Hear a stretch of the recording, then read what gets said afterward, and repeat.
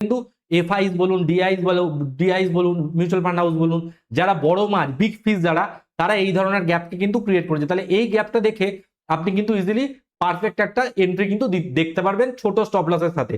তাহলে আসুন এই ভিডিওতে আমি দেখে নেবো যে গ্যাপসকে আপনি কিভাবে ইউজ করতে পারবেন আপনার ফেভারে। দেখুন মার্কেট এখানে না ডাউন ট্রেন্ডে চলছিল, আমি মার্ক করে দিচ্ছি আপনাদেরকে, এখানে মার্কেট ডাউন ট্রেন্ডে চলছিল।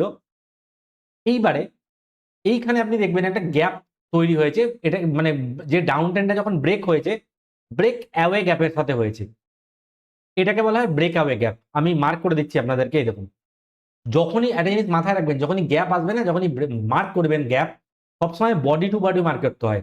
মানে এটা সবুজ ক্যান্ডেল, এটার এটা বডি, এটা থেকে আমি একটা মার্ক করলাম, এই যে এটা, এরপরে এখানে গ্যাপটা হয়েছে, এখানে করে দিলাম, তাহলে এটা হয়ে গেল ব্রেক অ্যাওয়ে গ্যাপ। আমি লিখে দিচ্ছি তলায়, আপনাদের টেক্সট অ্যাড করে দিচ্ছি আমি এখানে, ব্রেক অ্যাওয়ে গ্যাপ। এরপরে দেখুন, এরপরে এটা হওয়ার পরে খানিকটা রেড ক্যান্ডেল এসেছিল, তারপরে আবার একটা গ্রিন ক্যান্ডেল আসে, দিয়ে আবার একটা রেড ক্যান্ডেল আসে, কিন্তু গ্যাপটাকে কিন্তু ফিল করতে পারেনি।